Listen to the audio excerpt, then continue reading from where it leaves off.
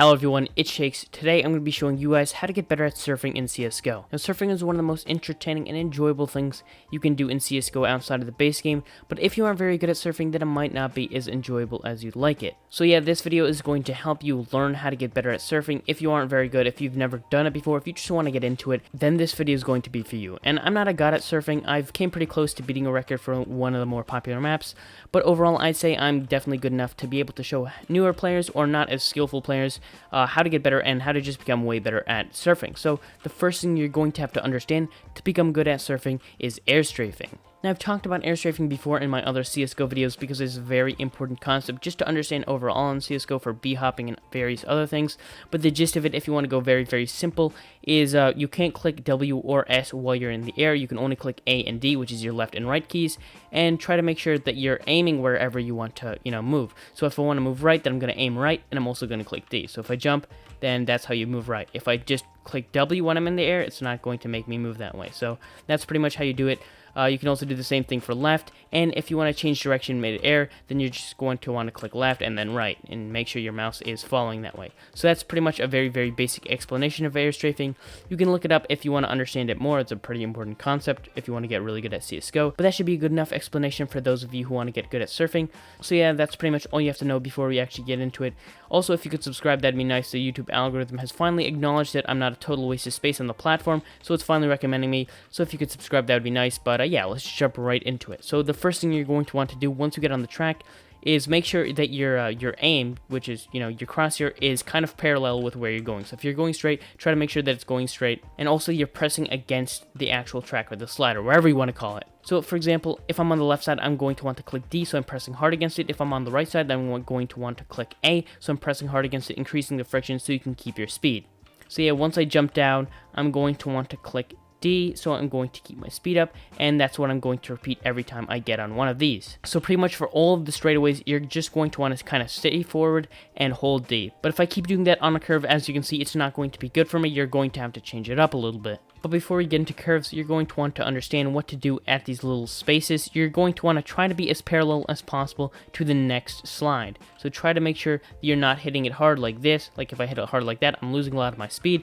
So if I don't do that and I actually just, be very smooth and slide very parallel, very close, then I'm not going to lose very much speed. As you can see there, I was pretty close. If I do the same thing here, then I'm not going to lose that much speed. So if you hit it hard, then you're going to lose some of your speed on the impact. So just try to be as parallel and as close as possible. Try to be as smooth when you're getting onto the next ramp. So now that you understand how to keep up your speed and, be on the ramp and keep your speed up and just get faster and faster, then we're going to move on to the next part, which is the slides. And also understand that on these maps, generally there's not that much gravity, so you can just fly up and do all these cool moves with your air strafes, and you can get back on, and there's not that much risk, so you can have fun doing that.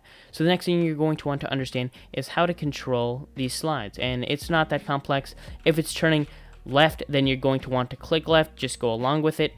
And yeah, just try to click the opposite button just so you're not pushing against it and losing your speed. As you can see, this one is on the opposite side, so I'm going to click right and try to make sure that, as I said before, that your crosshair is following, directly forward for where you're going, or else you're just going to lose speed in a weird way. So see, if I'm holding right but I'm not going here, it's going to now, fling me across the map, and that's not going to be good.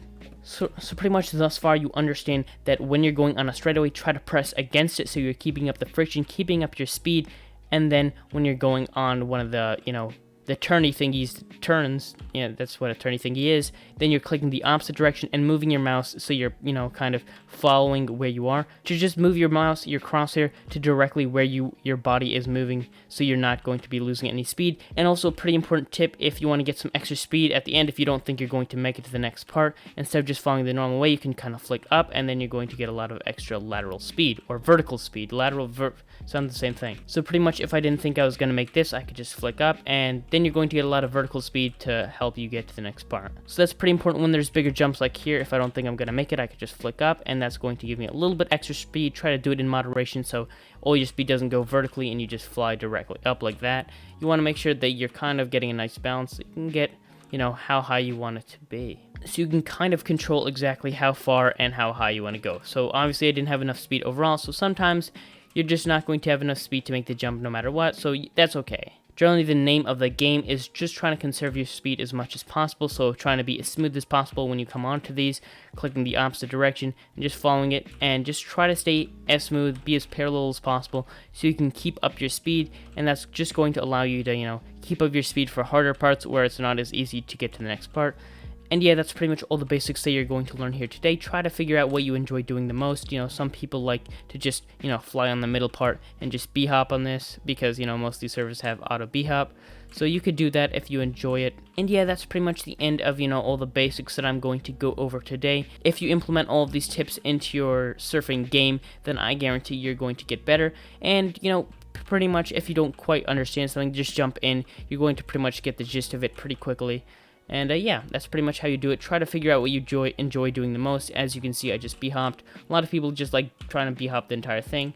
It's not quite as, consistent, but it can be fun. And yeah, just remember, overall, surfing is meant to be fun. A lot of these maps aren't actually that fun to play on, believe it or not. A lot of maps with stages aren't that fun because they just have, like, really small pieces. I'll just cut to one right now. And here I'm on surf_lessons. It's supposedly a noob map with, like, lessons. There is this one, and then it gets harder and harder and harder. But overall, I wouldn't say this is very good for noobs because, I think the longer ones and ones like Surf Utopia are better for you if you want to get into it. Because overall, those have easy parts and hard parts, so those are good to get used to. And while these might be a little bit more mechanics based, I don't think they're as enjoyable or as good for newer players because they just kind of force you to do the same not entertaining thing over and over. So yeah, I don't really know. Overall, I'd recommend trying those other maps out first, seeing if you can beat any map, and yeah, just try to have as much fun as possible because that's what surfing is for. Maybe you can argue that CSGO overall, it's about the competition and getting good, but surfing is just to relax, just to be chill. Maybe break a world record or two, but yeah, that's pretty much how you do it. Thank you guys all so much for watching. Don't forget to like, subscribe, comment, do whatever you want. And yeah, thank you guys all so much for watching. See you in the next one. Peace.